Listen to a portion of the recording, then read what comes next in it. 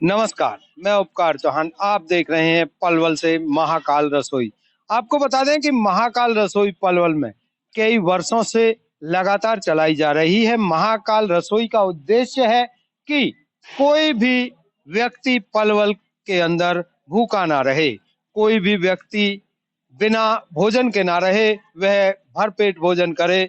उसके लिए महाकाल रसोई की जो स्थापना की गई है और धर्म प्लाजा के अंदर आजकल महाकाल रसोई चलाई जा रही है।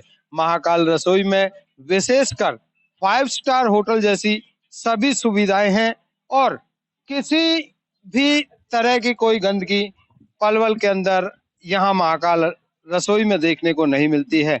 पूरी सफाई के साथ आटा गूंथने की मशीन से लेकर भोजन पकाने की मशीन लगाई हुई है और जो भी लोग हैं जो यहाँ पर भोजन करने के लिए आते हैं उन्हें सुविधा के लिए बैठने के लिए पूरी सुविधा की गई है। महाकाल रसोई का उद्देश्य पलवल के अंदर यही है कि भूखा ना रहे। वैसे तो सरकार के द्वारा बार बार कहा जाता है कि कोई भूखा ना रहे, कोई भूखा ना सोए और हर किसी की मदद के लिए कोई ना कोई कार्य सरकार द्वारा किया जाता है, लेकिन यह एक सामाजिक संगठन है जिसके द्वारा महाकाल रसोई का पलवल में आयोजन किया जा रहा है। कई वर्षों से लगातार प्रतिदिन लोगों को भोजन कराने का कार्य महाकाल रसोई कर रही है। महाकाल रसोई में अगर महाकाल रसोई के संस्थापकों की माने तो प्रतिदिन 300 से 400 व्यक्ति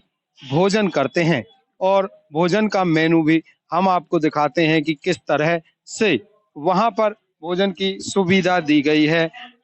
जो लोग गरीब हैं, असहाय हैं, वह लोग यहाँ पर भोजन कर सकते हैं जिससे कि कोई व्यक्ति भूखा ना रहे। यही उद्देश्य को लेकर महाकाल रसोई की स्थापना की गई है जो पलवल के अंदर महाकाल रसोई के नाम से चल रही है। प्रतिदिन सैकड़ों की संख्या में लोग यहाँ पर भोजन करते हैं। आपको दिखा दें कि यह जो मशीन है, इस मशीन से आटा गूंथने का काम किया जाता है, क्योंकि कई बार लोग कहते हैं कि सैकड़ों लोगों का जहां भोजन बनता है तो वहां सुविधाएं नहीं होती या लोग आटा गूंथने में कहीं सफाई की कमी रह जाती है। तो यहाँ पर जो आटा गूंथता है वह मशीन के द्वारा आटा गूंथा जाता है।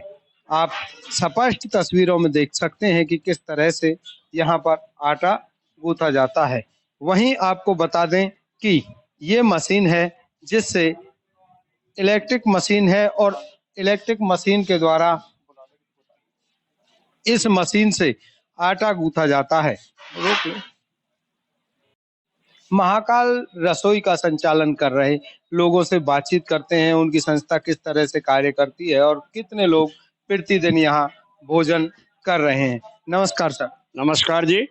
सर, ये जो मशीन है जी वो मशीन की तकनीकी से आटा गूंथा जा रहा है, मशीन से ही रोटियां पकाई जा रही हैं, तो ये काम तो लोग वैसे भी कर सकते थे।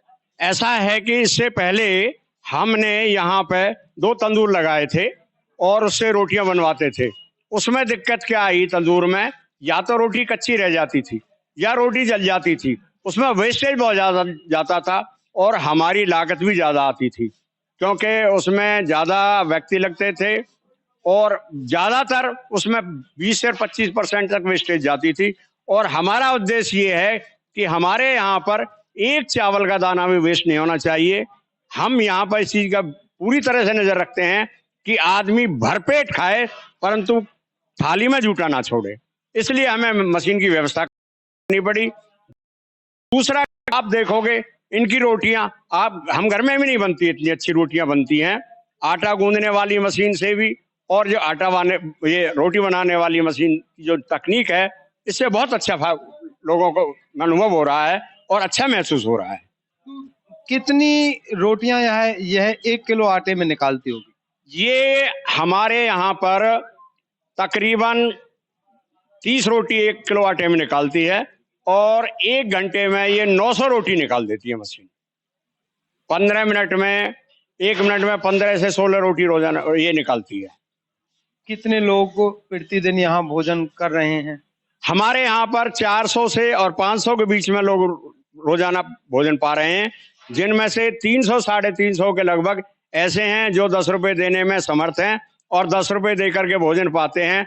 कुछ लोग जिनके पास 10 रुपए नहीं है वो बगैर पैसे के भी यहाँ भोजन पाते हैं। क्या क्या मेनू रखा हुआ है भोजन में, क्या क्या है भोजन के लिए? भोजन में हम चावल और रोटी और दाल है, उसके साथ में राजमा हैं, छोले हैं या मंगोड़ी हैं, इस तरह की हमने रोजाना कढ़ी है, ये बदलते रहते हैं। और अगर कोई चाहे एक दिन की सेवा देना चाहे, उसमें जो अपना वो बनवाना चाहे वो बनवाते हैं हम।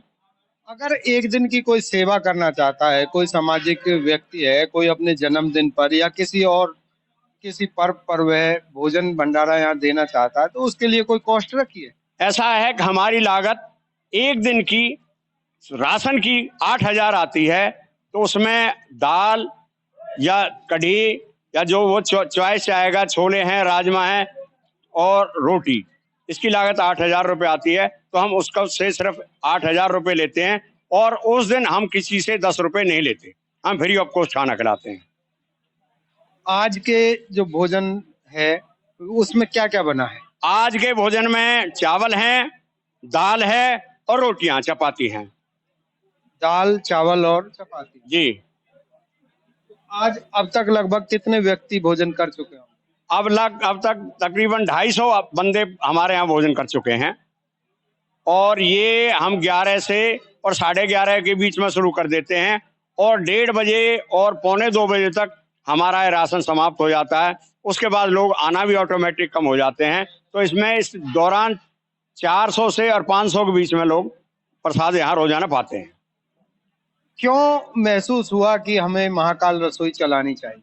हमने ये देखा कि कुछ लोग गरीब ढाबे पे जाते थे और वहां पे 150 से 200 रुपए तक की अपना खर्चा दे करके खाना खाते थे। इस वजह से कुछ लोग तो भूखे ही सोते थे। तो उसको देखते हुए यार ये तो बहुत ज्यादा है, मजदूर आदमी महंगाई के टाइम में इस तरह से कहाँ तक क्या बचा पाएगा, कैसे बच्चों का पालन करेगा।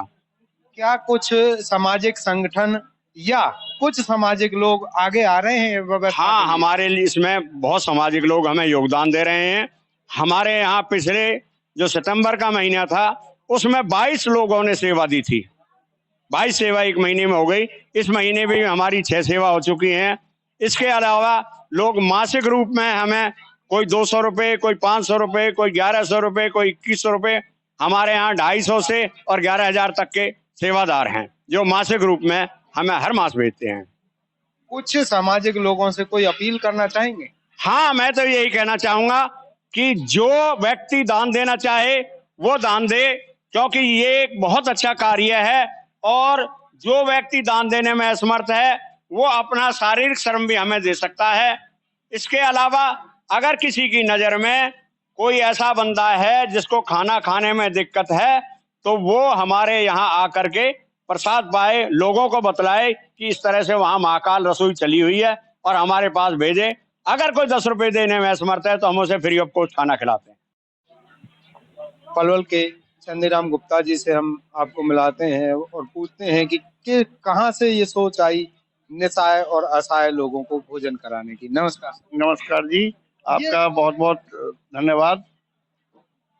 ये जो सोच थी कि ये है, हमारे मन में ये थी कि पलवल में कोई आए और यहाँ से भूखा चला जाए, तो ये कुछ ऐसी सोच आई हमारे नौजवान साथियों में। जो हमारे नौजवान साथी हैं और हम 4-5 इसमें बुजुर्ग हैं, देसवाल साहब है, अपना लोहिया जी हैं, तो उनकी वजह से हमें ये सोच आई कि भाई यहाँ से पलवल से कोई भूखा नहीं जाना चाहिए। वर्षों बीत गए इस कार्य को, प्रतिदिन लोगों को भोजन करा रहे हैं, लेकिन मैं जानना चाहूंगा कि जो नाम रखा है महाकाल ही क्यों रखा?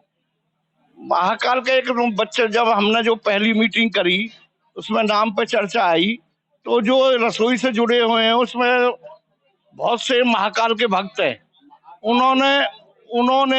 उन्होंने ये सुझाव रखा कि महाकाल रसोई रखा जाएगा। अब तक लगभग कितने लोगों को जोड़ पाए होंगे जो सामाजिक लोग हैं, जो सहयोगी हैं, जो सहयोग करना चाहते हैं? हमारे इसमें करीब करीब 293 लोग हैं जो हम जुड़े हुए हैं इसमें। और लोगों से अपील करना चाहते हैं? बिल्कुल, इसमें ज्यादा से ज्यादा जुड़े और लोगों को बताएं। बाकी दान देने वालों की कोई कसर बाकी नहीं है। हमारे पवन अग्रवाल जी बैठे हैं, इन्होंने हमें ये 1 लाख रुपए महीना भी इसको दे सकते थे, इस बिल्डिंग को। हमें इन्होंने निःशुल्क 1 पैसा हमसे नहीं लेते, और आगे जब तक तुम्हारा मन करे जब तक चलाओ इसको। पवन अग्रवाल जी है। बाकी हम 293 लोग हैं जो इसमें दान देते हैं। बहुत से लोगों ने यहाँ पर भोजन भंडारा पाया भी होगा और आगे भी लोग आते हैं। हमारे चैनल की तरफ से तो यही है, और मैं अनुरोध करूंगा कि पलवल में जाने माने अपने गुरु जी इसी कड़ी में मिलवाते हैं पवन अग्रवाल जी से, जिनका यह स्थान है। नमस्कार सर। नमस्ते। क्या अपील करना चाहेंगे लोगों से? मैं जो समाज के जो भी सामर्थ्यवान लोग हैं उनसे मैं ये अनुरोध करूंगा कि वो ज्यादा से ज्यादा लोग जुड़कर इस पुण्य में भागीदार बने।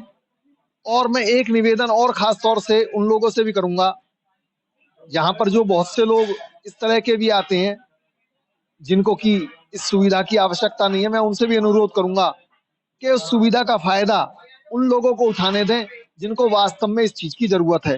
क्योंकि हमारे समाज में आज भी एक असमानता की खाई इतनी बढ़ चुकी है, और उसकी वजह से बहुत बड़ा वर्ग अब भी ऐसा है जो अपने भोजन की इंतजाम नहीं कर पाता। तो उन लोगों के लिए हमने ये कार्य शुरू किया है, और मैं समाज के ज्यादा से ज्यादा लोगों से आह्वान करूंगा कि इसमें वो जुड़ें और अपने जो शुभ मंगल के जो उनके काम हैं, उनके जन्मदिन है, उनके बच्चों के जन्मदिन है, शादी विवाह की वर्षगांठ है, उनके बुजुर्गों की पुण्यतिथि है, ऐसे शुभ अवसरों पर एक दिन का भोजन और असमर्थ लोगों को वो कराकर उनका भागी बने और इस काम को आगे बढ़ाने में सब मददगार बने। मैं ऐसी आशा करता हूँ।